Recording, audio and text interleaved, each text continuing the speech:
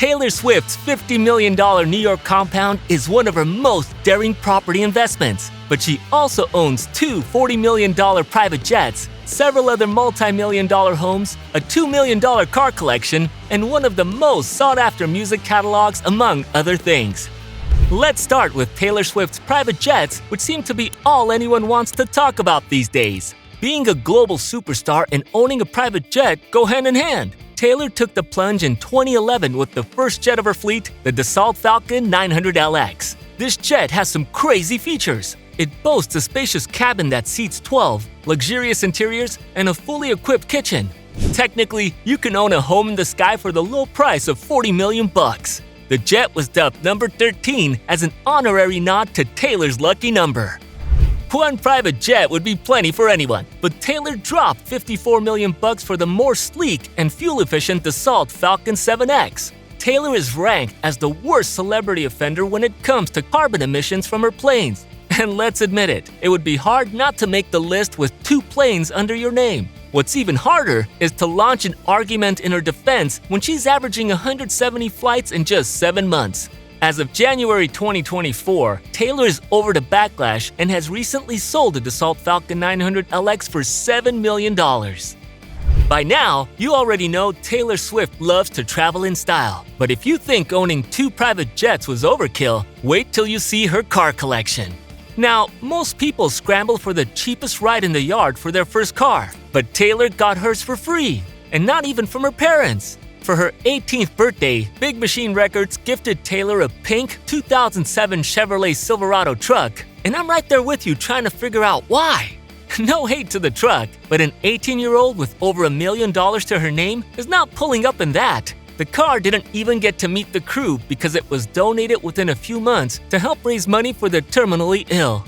When we talk about style though, we're talking about Taylor's Porsche 911 Turbo that set her back $207,000. But that's just pocket change for Taylor, because when she wasn't cruising around with Taylor Lautner, she would whip out the Audi R8 that cost her $123,000 with a V10 engine to stay low-key.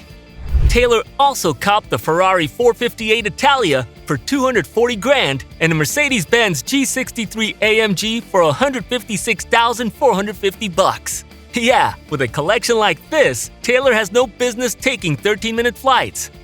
Taylor loves the fast lane, but she's also all about convenience.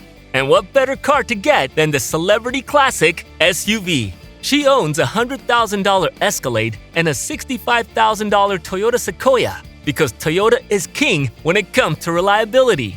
Taylor also gets away without an entourage with the $85,000 Mercedes Viano that keeps both her and her crew incognito. If there's one thing the Eras Tour has taught us, it's that Swifties are built differently. Taylor seems to have known this for years, because when splitting her time between London and the US, she went all the way incognito with the Nissan Qashqai, which only cost her $27,000. Now that Taylor is in her billionaire era, she settled into being chauffeured around in her Mercedes Maybach S650. This S-Class set her back $200,000 and is well worth the price, with heated reclining seats, massaging lumbar supports, and leg rests. And here I thought cars were simply meant to get you from point A to B. When in New York, Taylor's latest ride is the Range Rover SV Autobiography. This car costs $209,500 and comes fitted with blackout windows. Well, Taylor's gotta put all those cars somewhere, and one garage would probably be just fine, but she seems to have just as many houses as she has cars. Taylor got her first house at just 20 in Nashville's Music Row for $1.99 million. With a price tag like that, the 3-bedroom penthouse was move-in ready, but Taylor had other plans. When the rest of us had to settle for decorating dollhouses, Taylor had a life-size dollhouse and went insane with all the decor and furniture. Taylor loved her building so much that she purchased a 1-bedroom flat right below her penthouse for $387,000. This next mansion has quite a backstory behind it and is located across the Kennedy summer home in Beverly Hills. Taylor began looking at this property in 2011 when she was dating Connor Kennedy. Besides being right across the street from the Kennedy home, the 7-bedroom home overlooks Nantucket Sound. It also boasts a private beach, swimming pool, a separate guest house, and a secure location on a private road. Taylor proceeded with her purchase and retained the home for 7 years before selling it in 2018 for $4 million in an off-market deal. Well, living next to an ex can't be any good. But when you have $1.78 million to spare, you can just buy another house in the same neighborhood. That's exactly what Taylor did when she purchased a single-story, mid-century bungalow in Beverly Hills. The house boasts a 1,000-bottle controlled wine cellar, a gourmet kitchen, a private courtyard, a garden, a swimming pool, high ceilings, and skylights. Taylor also sold this house in 2018 for $2.65 million. This next property is perhaps Taylor's most famous property. Taylor acquired the Rhode Island home in Watch Hill in 2013, and the home overlooks the Block Island Sound and Montauk Point. The house has 7 bedrooms, 9 bathrooms, a lounge, and a pool. I bet that's everything she needed to host some of the most popular 4th of July parties during her Girl Squad era, and it only set her back $17.75 million. Taylor is all about Beverly Hills, and in 2015, she acquired the Georgian Revival Estate for $25 million. The property has 7 bedrooms and 10 bathrooms. At what point in life would anyone ever need 10 bathrooms, a 2-room guest apartment, a tennis court, and a pool house? Taylor added a 6.5 high cinder block around the property for privacy. This property might just be a keeper for Taylor, as she registered it as a landmark.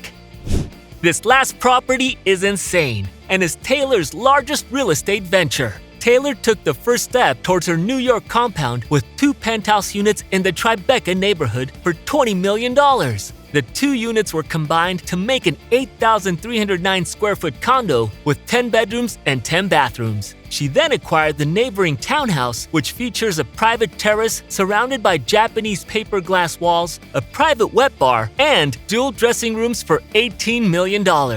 And oh, all those features I mentioned, forget about them, because they had nothing to do with the purchase. She simply bought the house to turn some of the space into her garage. She completed this compound with a $9.75 million apartment in the same building, and her compound is now one of Manhattan's largest units. Taylor doesn't shy away from splurging her hard-earned millions both on herself and her loved ones. Taylor's parents made a lot of sacrifices and were committed to her success during her early career. Taylor rewarded them with 2 multi-million-dollar homes in Nashville before their divorce. Taylor has also been generous with her fans, gifting them as part of a Christmas extravaganza. She also helped students pay for college and pay off student debts, along with financial help during the COVID-19 crisis. That's gotta cost her a few $100K. I bet we can say Taylor was pulling more weight than an entire government, as she surprised multiple fans and contributed to many GoFundMe profiles. And if we're going to talk about Taylor's generosity, we might as well count her boosting the U.S. economy by up to $4.6 billion. She also wrote $100,000 check bonuses for the truckers that accompanied her on tour.